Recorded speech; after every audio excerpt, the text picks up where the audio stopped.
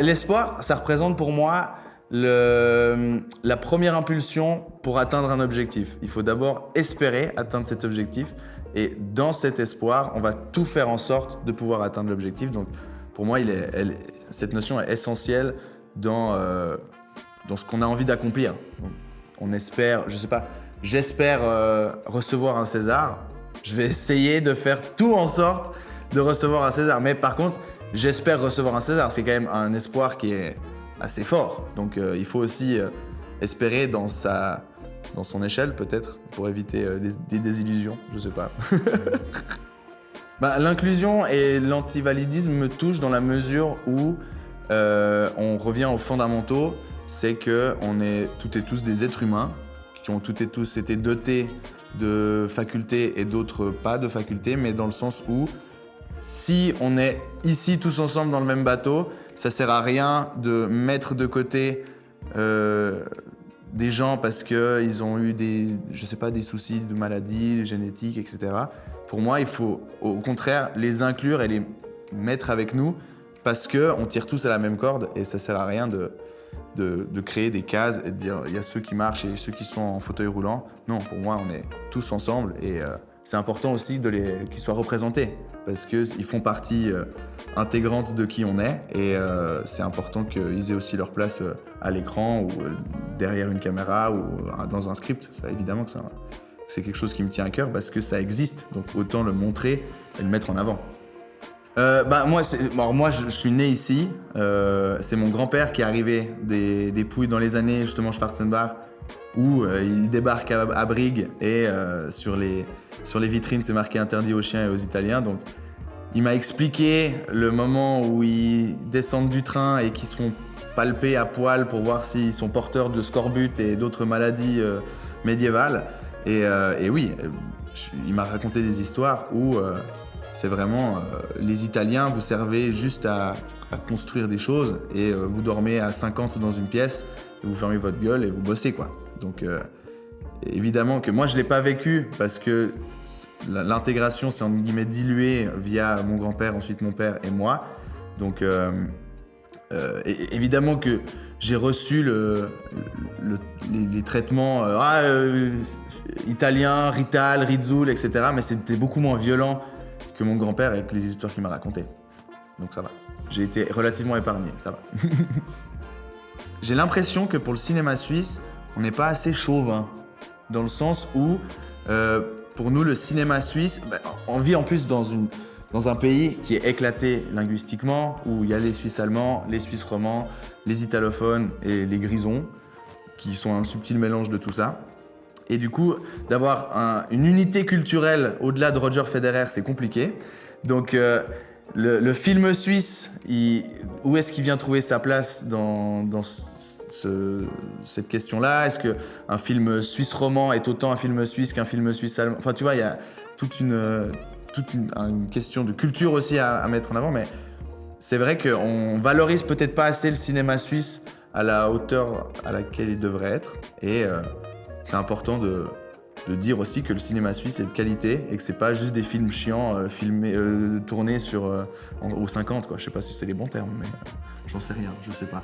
Mais il a un peu cette image-là, le cinéma suisse malheureusement, mais il y a des très bonnes productions qui viennent du cinéma suisse et c'est important d'en être un peu chauvin aussi, voilà. Parce que évidemment que les romans on est nourris au cinéma français, que les Allemands sont nourris au cinéma allemand et que les Italiens sont nourris, les Tessinois sont nourris au cinéma italien, mais qu'on ait aussi notre place à nous quoi.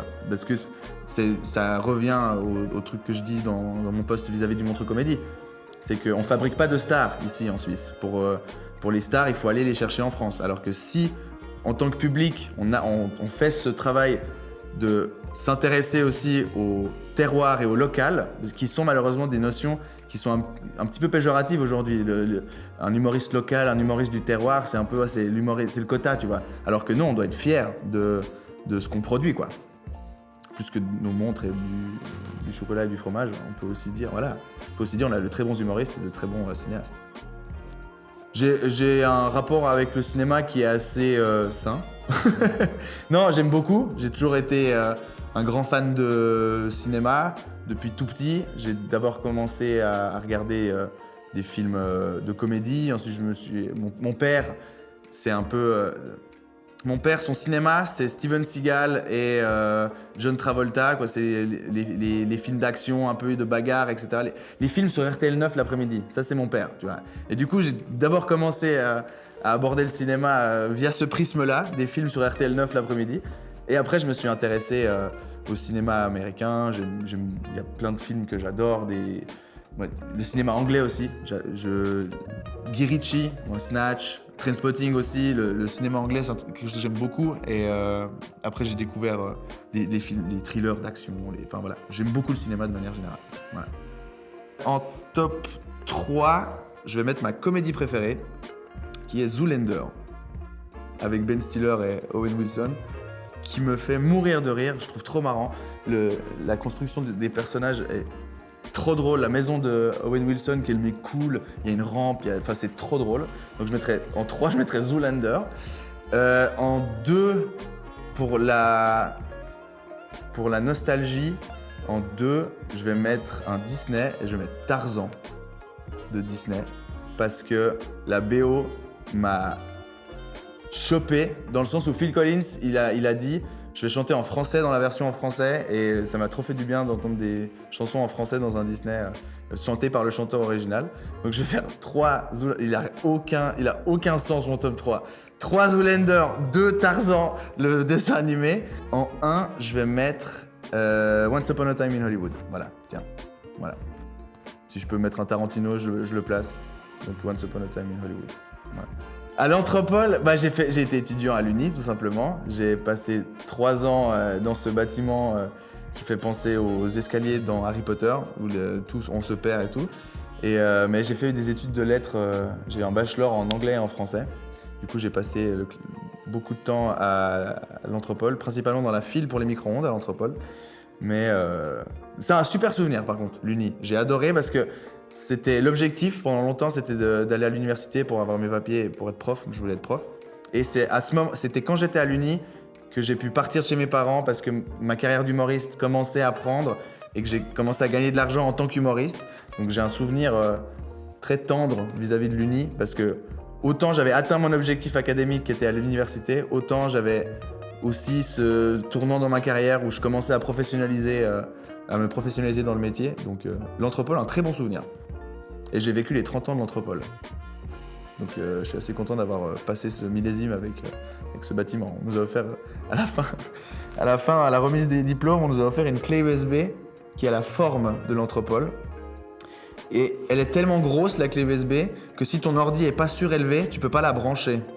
Voilà, c'est vraiment une essence de ce qu'est l'Anthropole. C'est que c'est pas pratique, mais on l'a fait parce qu'on avait les thunes et qu'à ce moment-là, c'était une bonne idée.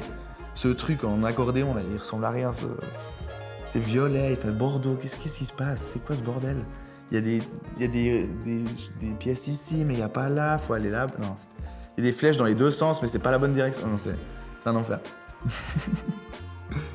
C'est une question qu'on nous pose beaucoup quand on est humoriste, de savoir si on veut faire ou pas du cinéma. Et j'ai l'impression que ma réponse, elle change en fonction de à quel stade de ma carrière je me situe. Si tu m'avais posé la question il y a 5 ans, j'aurais dit oui, je veux absolument faire du cinéma, je veux jouer dans des films. Et après, je me dis, mais est-ce que j'ai envie de jouer dans des films? Est-ce que j'ai envie de jouer dans des séries? Parce que les séries, aujourd'hui, on consomme beaucoup plus de séries. Je sais pas si toi, tu préfères les films ou les séries, par exemple. Mais moi, pendant longtemps, j'ai préféré les films aux séries. Maintenant, je me dis, les séries, c'est cool parce qu'on peut étirer, on passe plus de temps avec les personnages. L'histoire, au bout d'un moment, elle se pète la gueule parce que ça fait trop longtemps. Mais de trouver un subtil mélange, pourquoi pas. Mais maintenant, je me verrais plus écrire ou réaliser une série que de jouer dedans, par exemple. Moi, maintenant, c'est le travail de l'écriture qui m'intéresse beaucoup plus. Mais si je devais répondre dans un monde idéal, j'aimerais l'écrire, la réaliser et être le personnage principal de ce truc, évidemment. Donc oui, fondamentalement, j'ai envie de faire du cinéma, mais est-ce que le cinéma a envie que j'en fasse? Ça, j'en sais rien. On verra bien. Ça dépend de la saison. S'il fait beau, je préfère aller voir un match de foot. Et s'il fait froid, je préfère aller au cinoche. Non, mais les sensations sont tellement différentes. Moi, je suis un immense fan de foot. J'ai pratiqué ce sport toute ma vie. J'ai grandi et je me suis construit avec le foot. Mais oui, je vais dire un match de foot. Tu sais quoi, je le dis. Oui, je vais aller voir un match de foot plutôt que d'aller au cinéma. Pardon, excusez-moi. Mais quand même, quoi. Aller voir la Juve, gagner au moins un match une fois. Le film, je peux aller le voir. Il y a toute une semaine au cinéma. Pardon.